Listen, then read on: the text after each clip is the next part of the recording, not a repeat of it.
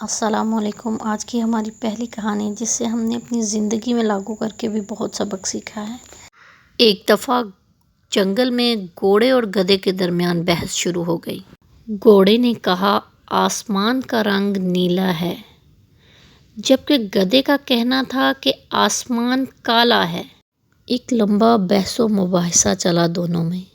آخرکار فیصلہ یہ ہوا کہ ہم اپنا فیصلہ بادشاہ یعنی کنگ لائن سے کرواتے ہیں۔